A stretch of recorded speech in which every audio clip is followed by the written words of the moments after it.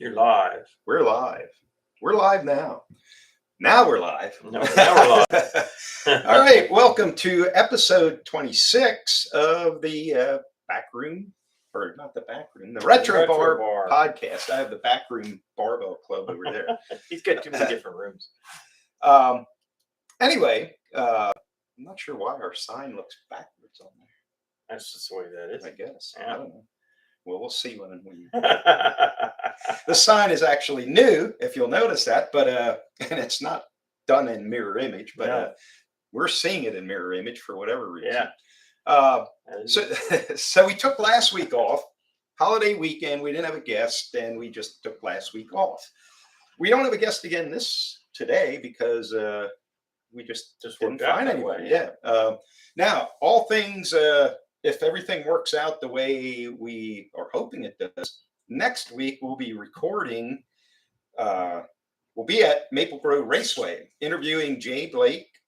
He's the crew chief for Follow a Dream racing team, and they're from Massachusetts, but they'll be at Maple Grove. He is totally blind due to an accident at some point in his life, and we'll get details of that when we talk to him. But so we'll be on the road next week. Now, it won't be live from Maple Grove. We're going to record it because then we don't have to rely on internet service and all that kind of thing. And so that's where we'll be next week. We won't be here at 10:30. And I'm not even sure what time we'll be at Maple Grove yet. I did send Jay a message this morning and said, when you know your schedule, let us know as soon as you can so we can sort of figure out how that's going to work. And that's going to open up a whole new door of going out on the road, and which should work out. I mean, the only going out on the road is that most places won't be live, but nobody watches this live anyway. So right. So it'll be just as fine if we go on the road, record it, dump it down, and then you can watch it at your leisure. I think it might make it a little more interesting if we're actually in a venue. Where you can see the venue. What we're seeing. And that being said, I was in a discussion yesterday with the general manager of the soon-to-be reopened new main theater in Ephrata. And I just threw it out to her if she would be interested at some point, either before or after they opened, to do a Friday morning podcast from the lobby of the theater.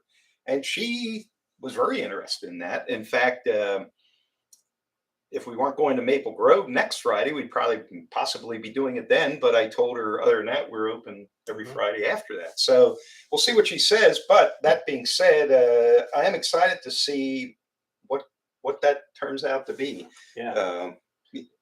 It's a very old building, and very old. It's very renovated. Yep. A couple of different times, probably at this point. Yeah, I believe it is. And so it'd be interesting to see what the inside is going to look like, what changes they're going to make. Yeah. And the history of maybe a little bit of the building. Maybe there's a ghost or two. Maybe there is. Maybe they left when they renovated the building. I don't know. We'll see. But anyway, they're going to have the new owners, and probably everybody local here knows this, but are the owners of Black Forest Brewery and the 1777 Bed and Breakfast in Ephrata, Bob and Denise Harder and their two sons, Reese and Ross. And they have big plans. And the thing with that theater is there's two areas. One is primarily strictly to show movies. And the equipment that is in that building now is very up to date. The owner of Penn Cinema was the prior owner of the Ephrata. He renovated seating, got all new up to date equipment, and he's helping them out, figuring out how to do the contracts with the movie companies and all that kind of stuff. I mean, I think right now they're big, from what I gather, their big hurdle is finding employees, to work the concessions. And that being said, it's not like they can shift employees from who was there, because apparently it's been shut down since the pandemic. Right. So probably it's 3 years now. Yeah. So it's not like they could just shift the current employees over there if they wanted to work there. Right. Yeah, they need new employees, concession ticket takers, ticket sellers. I think they're also, from what I gather, looking for an assistant manager to probably help out Amanda. I don't know what that entails. Yeah, but that's exciting. They are very committed to keeping the history of Effort alive and not. We don't need another reuse flea market or anything like that. Nothing wrong with flea markets. Nothing wrong with them, but you got enough. You can hit your limit. Yeah, you can flood the market with them. So it'll be interesting. I'm extremely interested in what they do with the other side of the theater, where you can still show a movie, but it also has a stage, and you can do live type of things, plays, music. I don't know, but that's what intrigues me the most is, not. I mean, it's great they're going to show movies, but I sort of think they want to find a niche of something other than movies that attracts people to the venue. Several years ago, when Effort had their post prom, they don't have it anymore, but the post prom, the one that would last until 5 in the morning, they had rented that area. The post prom committee rented that area and had a movie playing on one side, entertainment on the other side. And they really made it a good place to hang out, and lots to do for the kids in that amount of time. They had a hypnotist come in. One of my proms that I was at as a youngster had a hypnotist.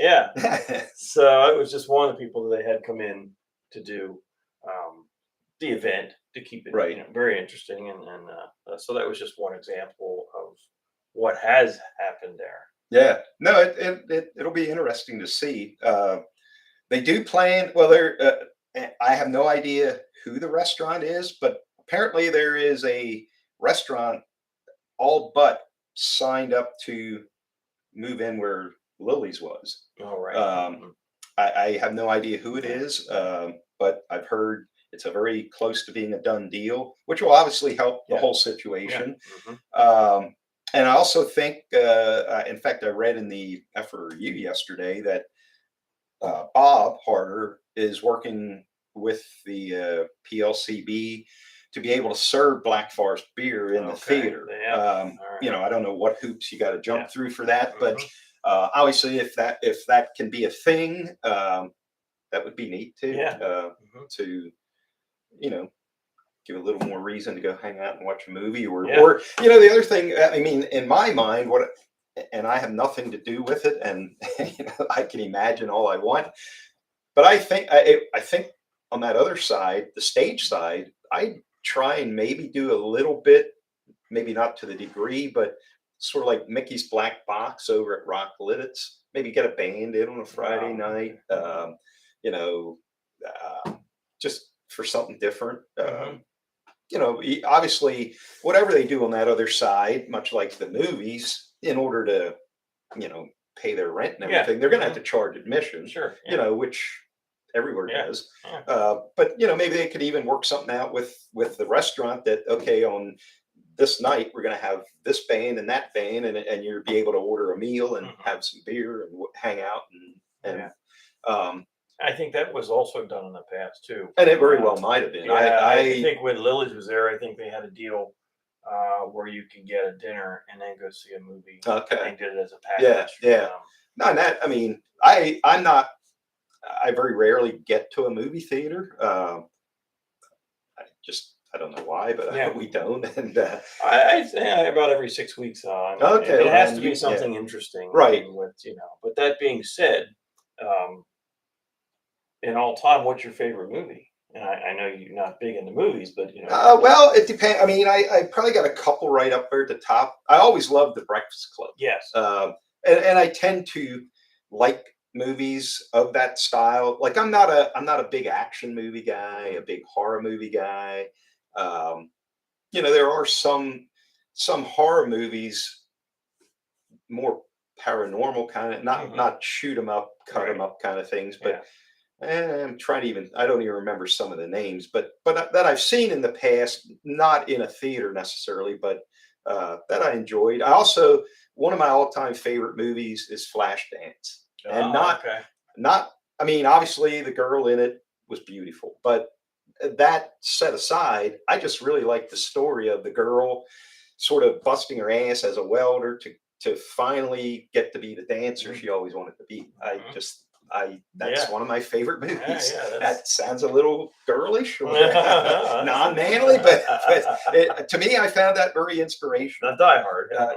And I mean, also, like, along the lines of the Breakfast Club, I get a kick out of like 16 Candles and that kind of thing. The one movie I did watch, what was the movie? And this I watched upstairs not that long ago. I can't think. It was, I forget his name.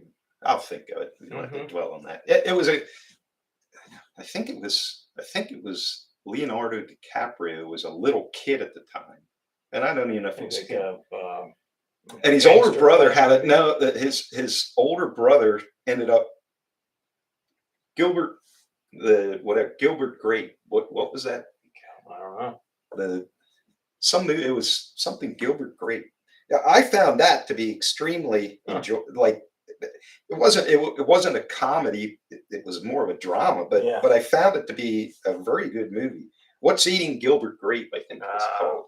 No, never heard of it. Yeah, no, that was a good movie, and it wasn't a comedy. It wasn't a shoot 'em up kind of thing. It was just a good movie. Yeah. Well, it kind of the same though. The Breakfast Club is my all-time favorite. That it just was so, let's say, realistic, but it really showed the struggles of not only teens but everybody. The struggles that you have, and each individual not only has a story but has a struggle of some sort that they go through. And that at the end of the day, we're pretty much all the same, regardless of what clique you think you belong to. Right, that was great. That Stand By Me was another one. Yeah. I did like that. Almost Famous, where that young kid was a reporter and toured with this band.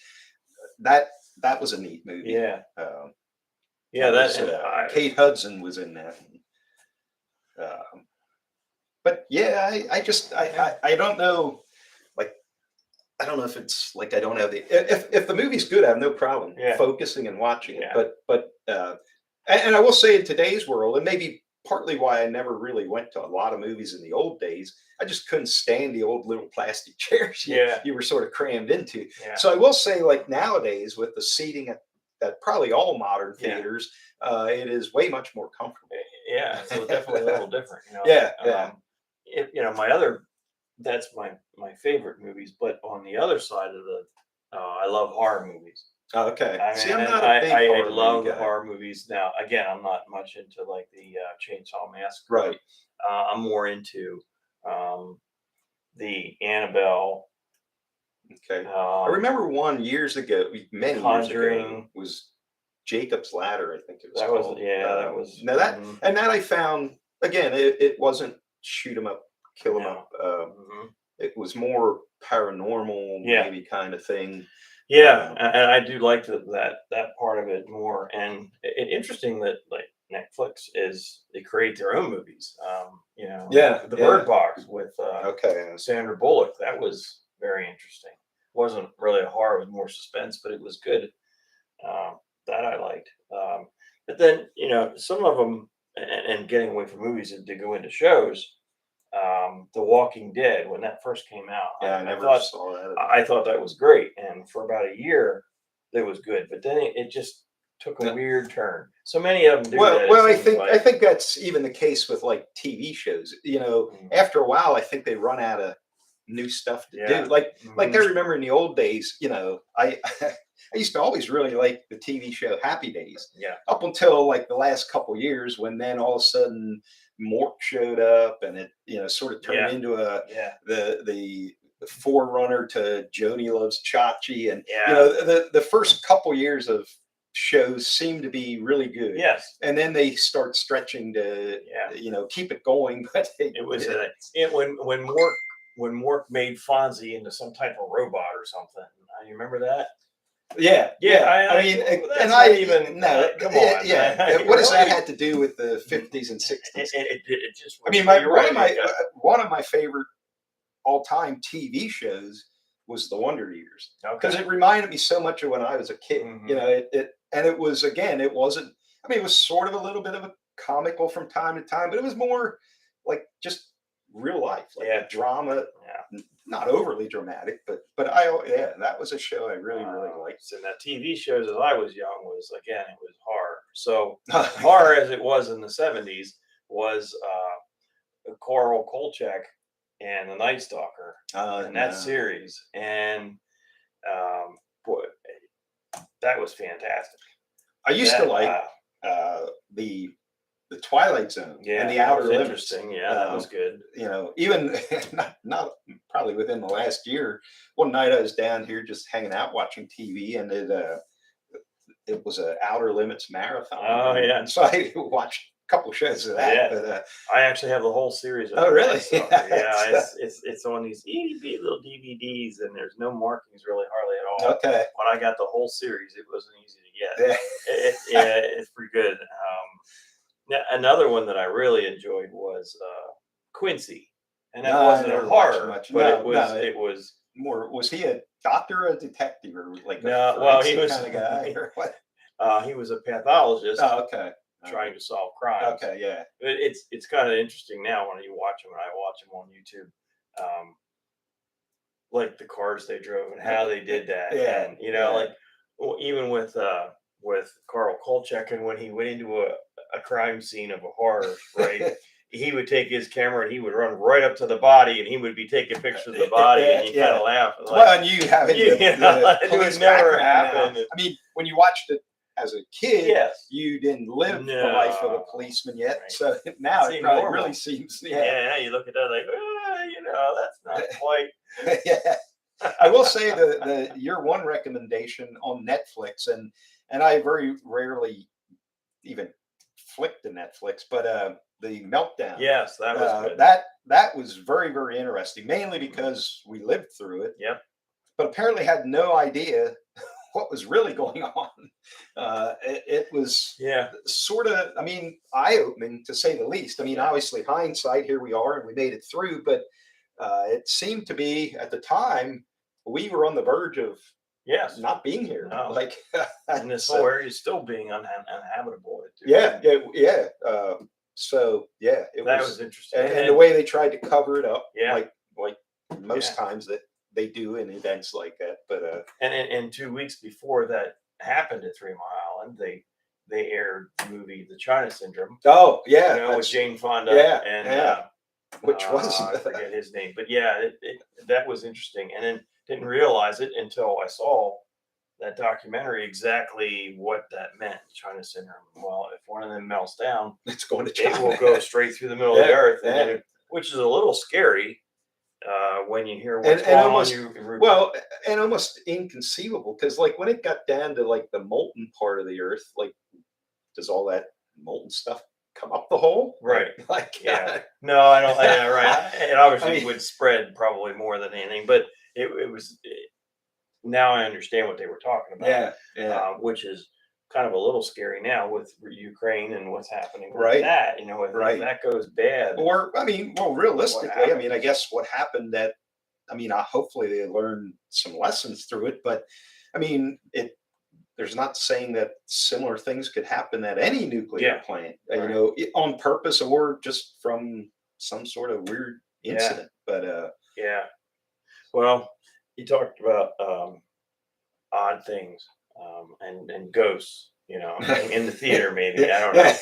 I had a strange thing the other night that happened. Oh, really? And it kind of freaked me out a little. It was rather odd. I'm sitting in the living room, and it's maybe 10 o'clock at night. Okay. And I have the camera system on, so it's monitoring the outside of the house. Okay. As normal. And in the living room, I could see the motion light go on, on the driveway. Okay. And at the same time, my phone went off and says you have motion on the driveway. Okay. Okay. So I walked out there and I can see on the camera that it was like a little white light, something white Okay. was moving around. And I went out on the deck and I'm looking around. I wasn't going to walk out there in case it was like a skunk or something. I'm not looking to, you know. So I'm looking and I'm not seeing anything. So I go live on the camera and I can still see it moving around like right over here. Okay. So I get my flashlight and I shine my flashlight on it and there's nothing there. I can see the light on my flashlight on the ground next to this white thing moving around. On the ground. Right. They're moving together. I mean, but there's nothing there because now I can see the ground that the light's on. Okay. So what was moving around? But it was on the ground. Like, yes. Because I know already on our cameras and ours, we don't have motion detectors on them or nothing, but already that I've seen, especially on the one that's on the corner of the house where a spider will build a web. Yeah. And you'll see the spider doing stuff. And we've had that. Yeah. No, that wasn't it. Okay. And that wouldn't have set off the motion light. Oh, well, that's true because that would have went been together just on the camera. Right. Yeah. So something tripped the light. Something big enough tripped that light and tripped the camera. And I'm watching it move and I'm putting the lighting on and there's nothing there. So now I got to ask, okay, and I don't know what it was, but if there wasn't something visible to you, how did it trip the motion sensor?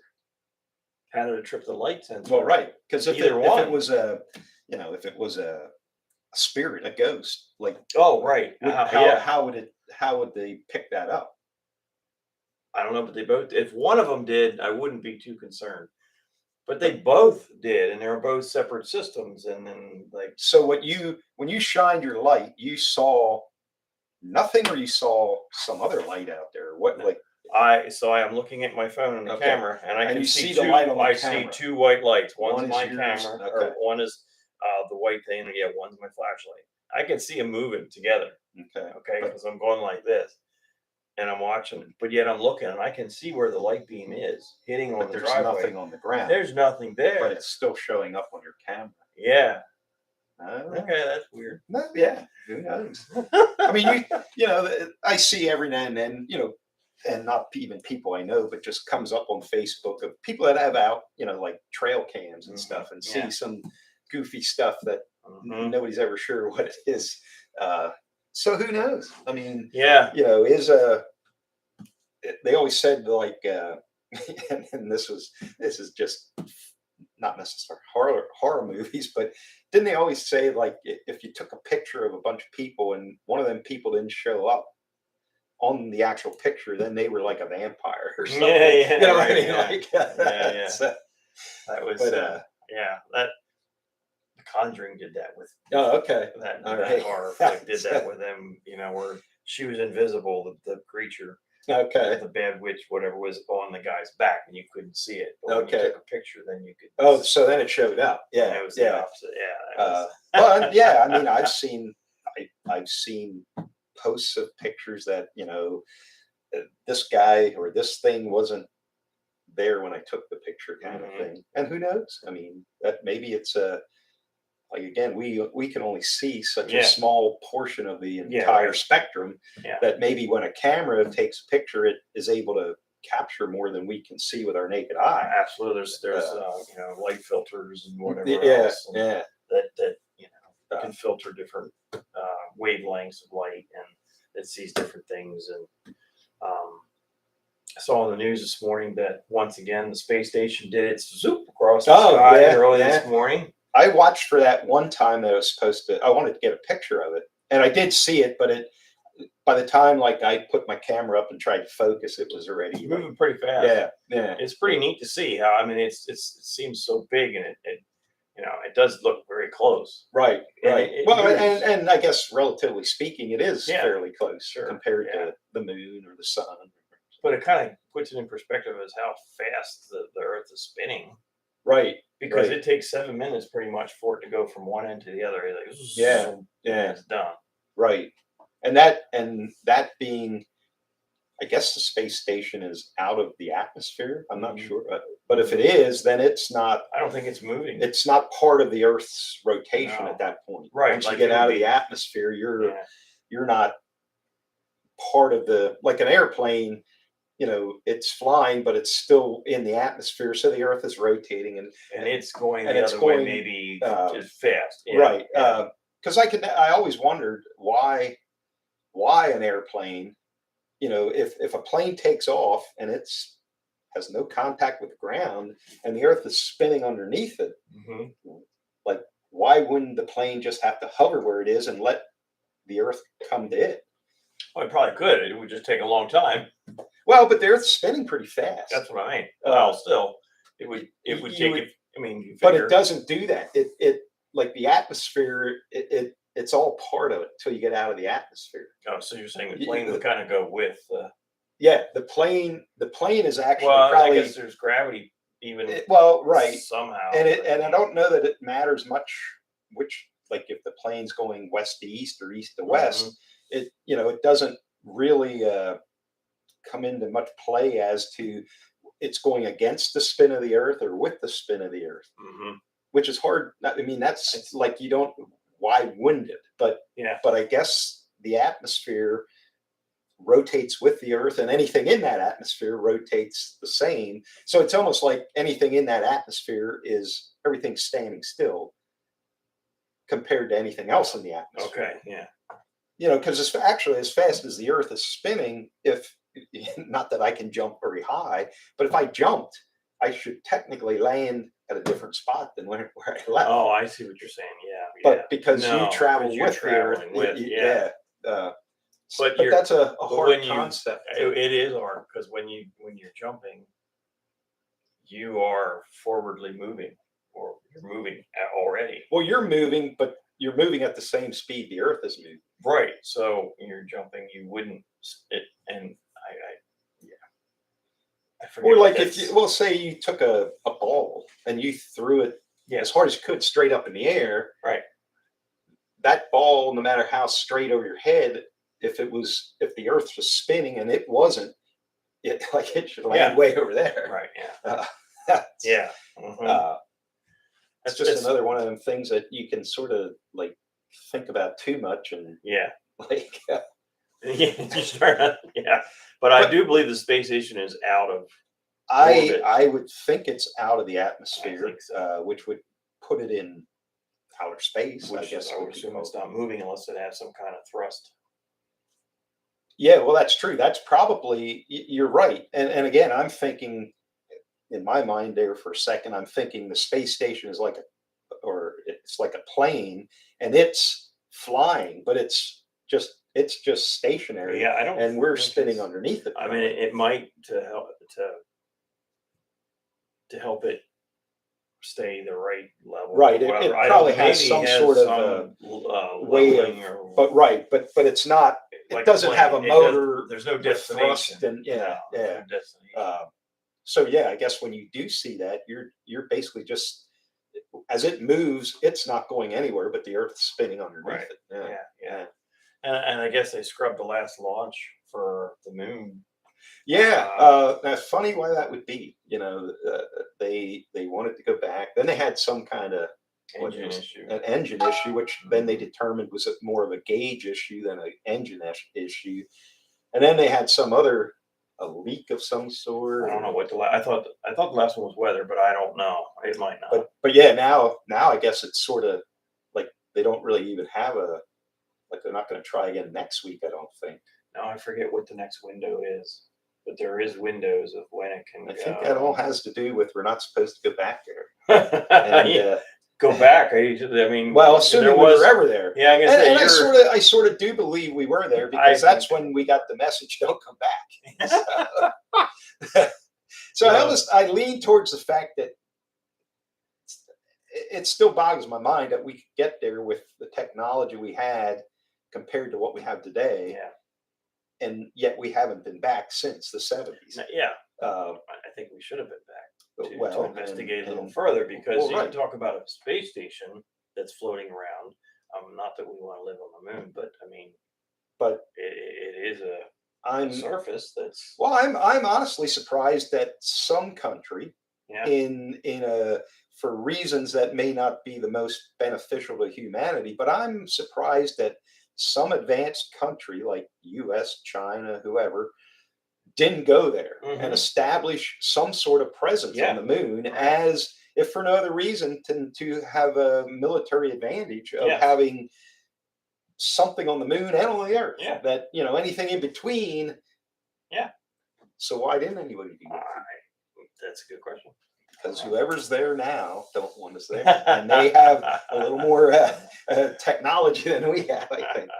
Well, this one's not manned, I guess, and then after this one comes back with the data, then they were looking, I guess, at putting one that has people in it. Well, we'll see if that ever comes to be.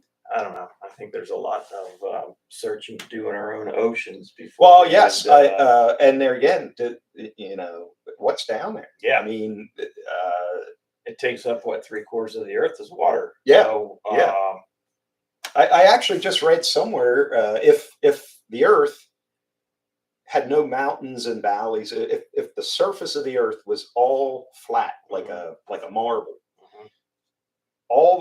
everything on Earth would be 2.5 miles underwater. Really? Because there's that much more water than land. So if the land all of a sudden smoothed out, and the water came up above it, the water all around the Earth as a whole would be 2.5 miles deep. Wow! So sea level would be pretty far down.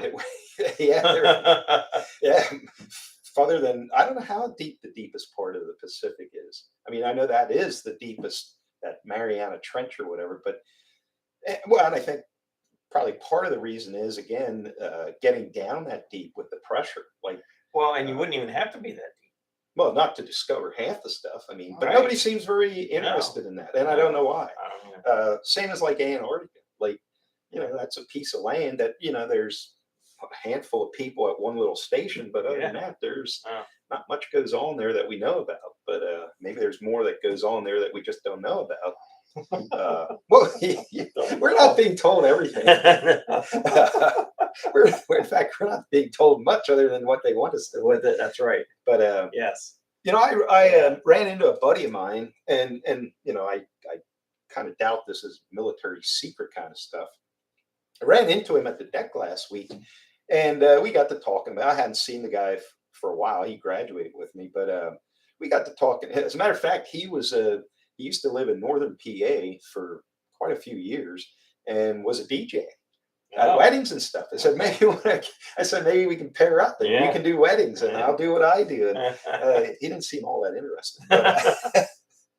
But anyway, we were talking about, somehow it came up about when we took out the guy that replaced Osama bin Laden, the head honcho of Al Qaeda, and how like the technology that was used for that, where there was, from what he left me to believe, there was a person on the ground that would watch this guy, but he did it from like 1.5 miles away with infrared and whatever, and they sort of got this guy's pattern figured out. Like, okay, usually at this time of day, he comes out and gets in this car and then he would do something.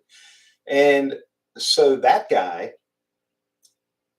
was able to pass along coordinates to a drone, nonetheless.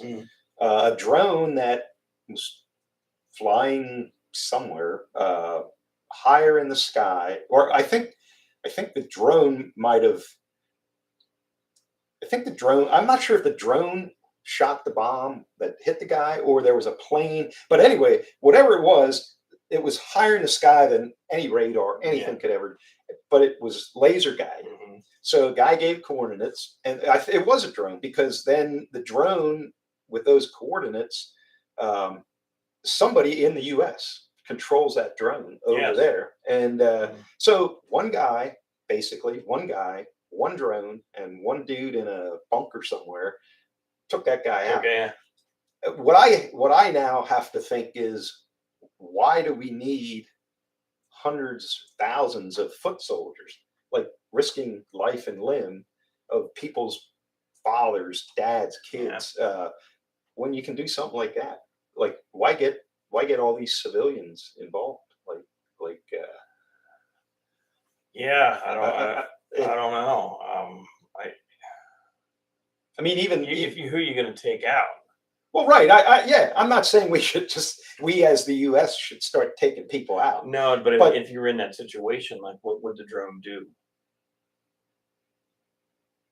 It could take. Well, I guess it could take a few people out, I would imagine, but then with somebody else very steps accurate up. precision, the way it seems. But somebody else would probably step up and Right. continue. Right. And yeah, I mean, yeah, you have to weed your wheat because I'm sure they have the same kind of hierarchy that, like with the Queen just died. And I don't follow hardly any politics, and I really don't.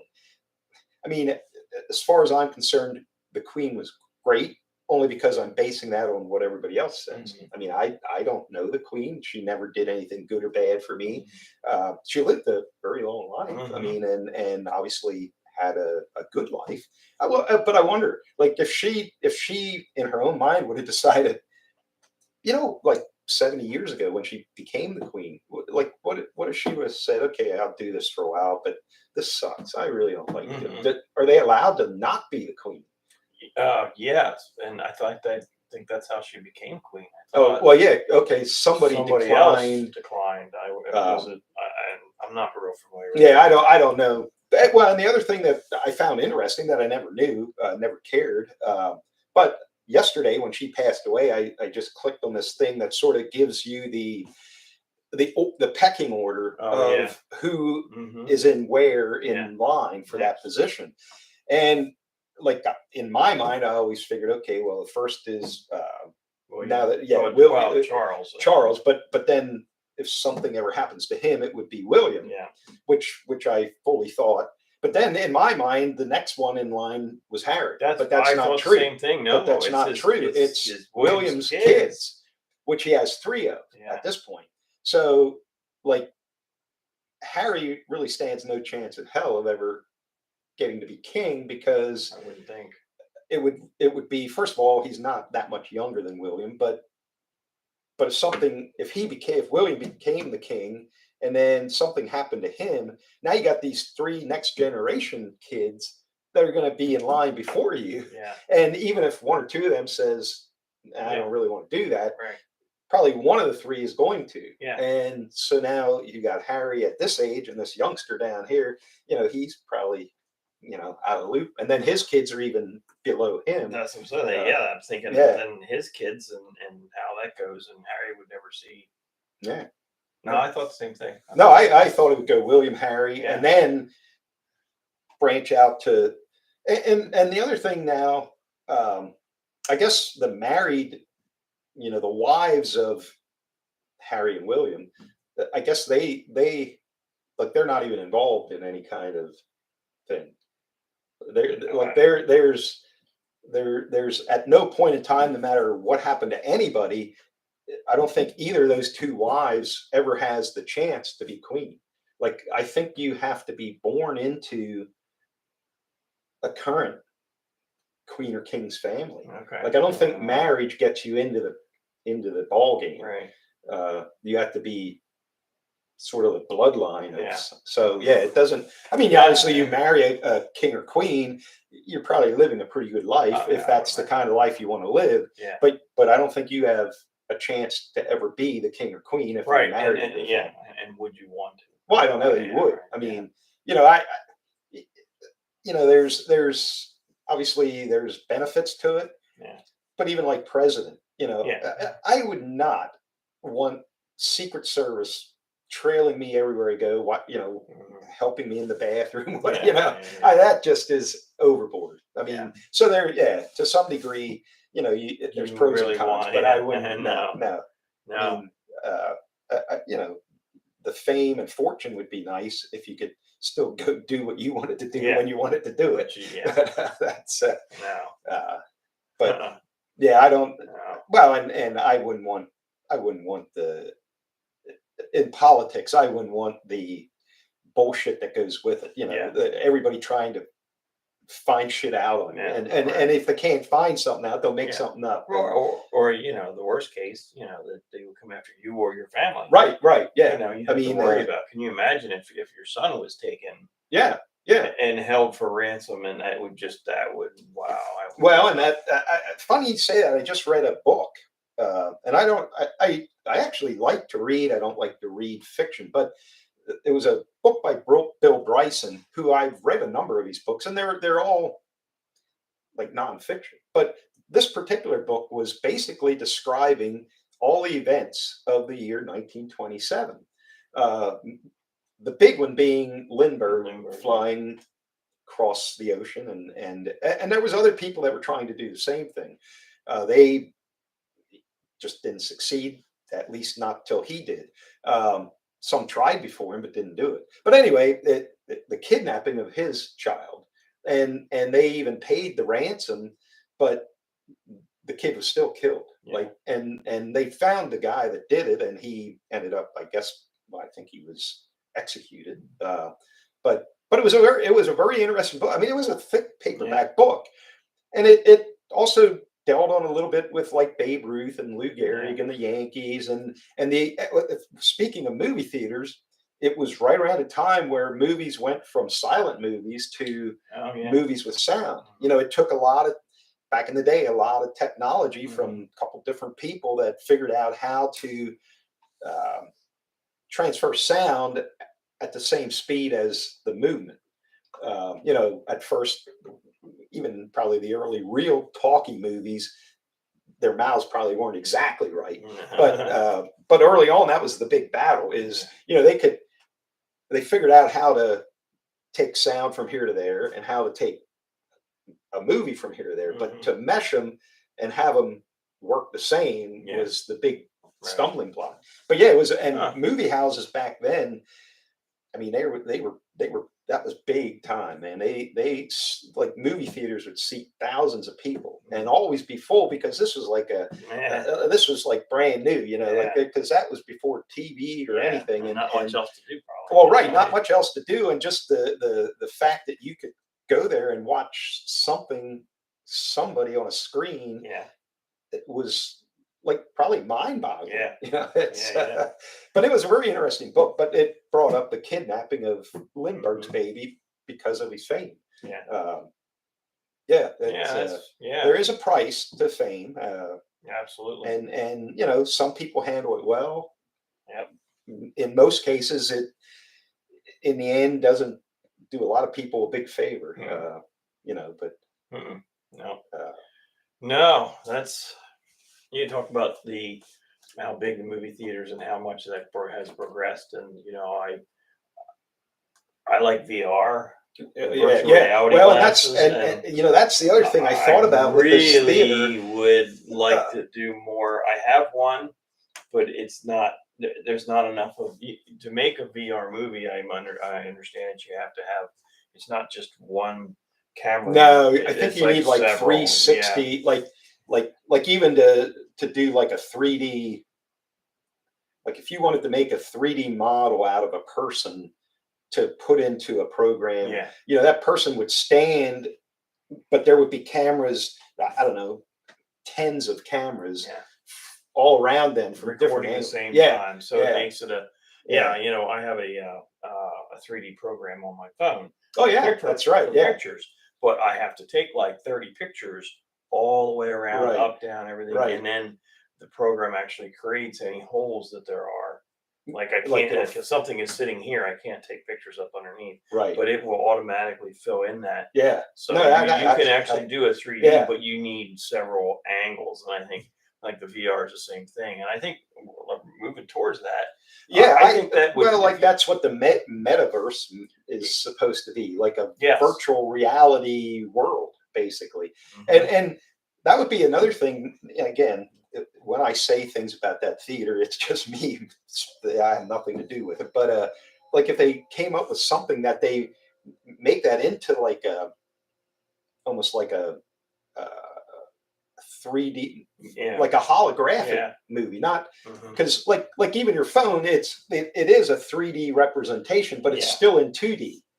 Paul's got sciatica.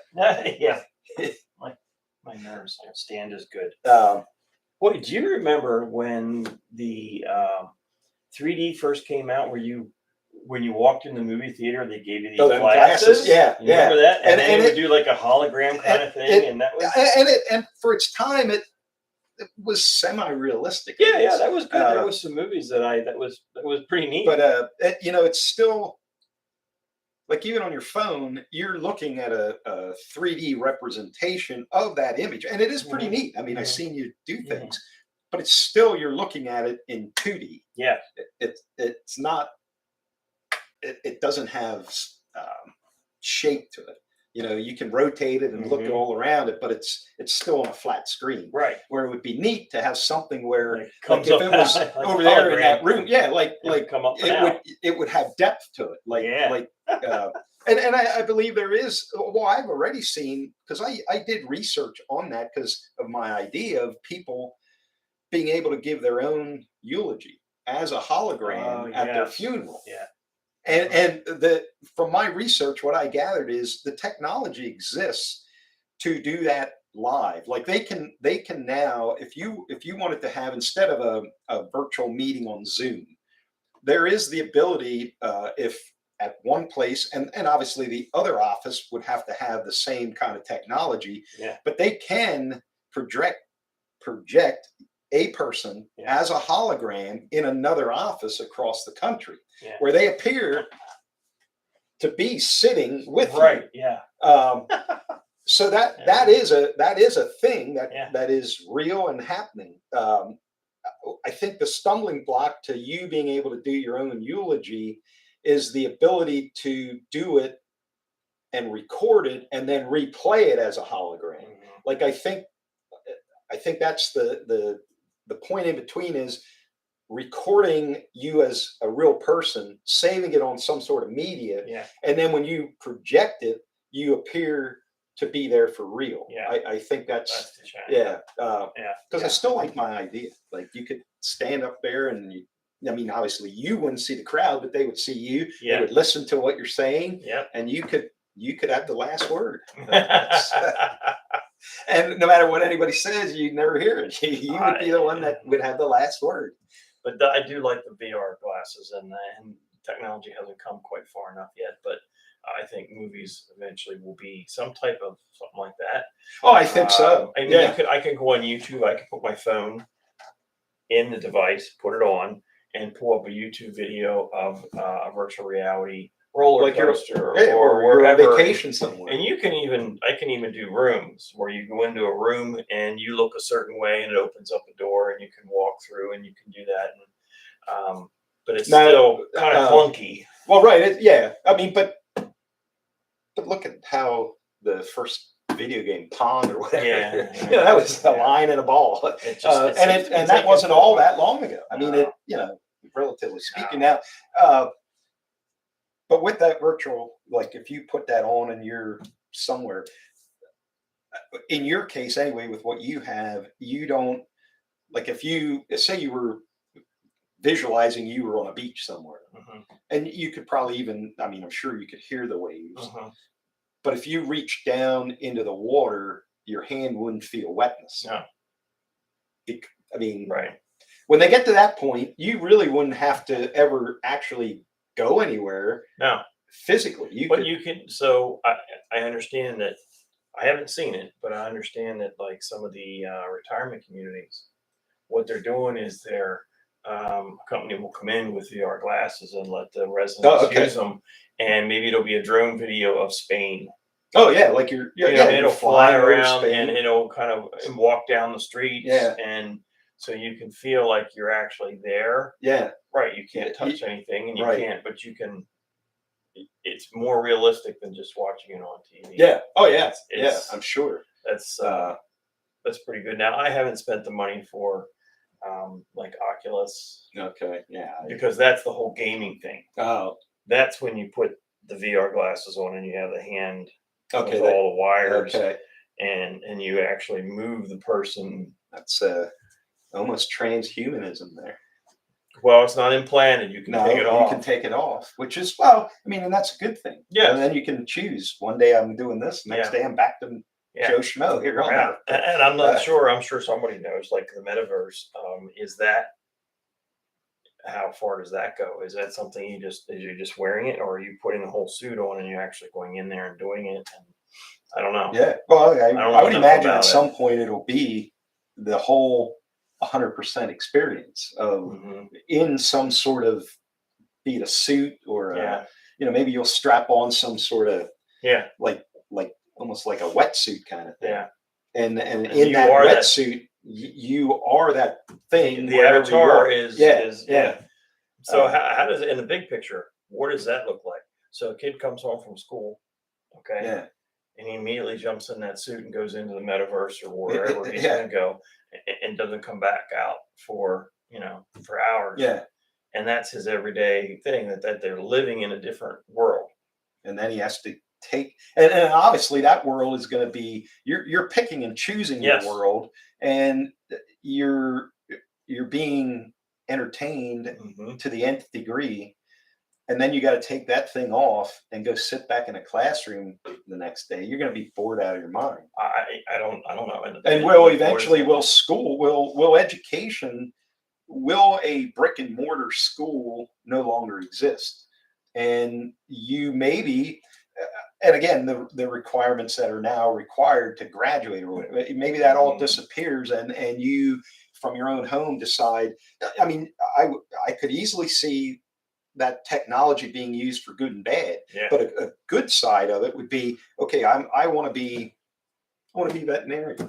And you get in this suit and you go and you feel and you can operate on a dog and learn how to do it without actually harming a dog. Right. And that's why I always thought, even like the old chintzy, never really played the game, but like Guitar Hero, like that was a neat concept. But what would have made it 100 times neater is, instead of the 4 buttons you push to play songs, if they would have incorporated 6 strings. Okay. And you basically would have taught yourself how to play guitar, as opposed to teaching yourself how to push 3 or 4 buttons. Yes. But if they would have incorporated it into, okay, here's your song, here's your guitar, and you got the same strings as a real guitar, but they're somehow tied into the program. And as you play, it'll show you screwed up or whatever. But you're learning. But you would have learned something. Where, with Guitar Hero, you only learned how to play Guitar Hero. Right. You didn't learn how to actually play a guitar.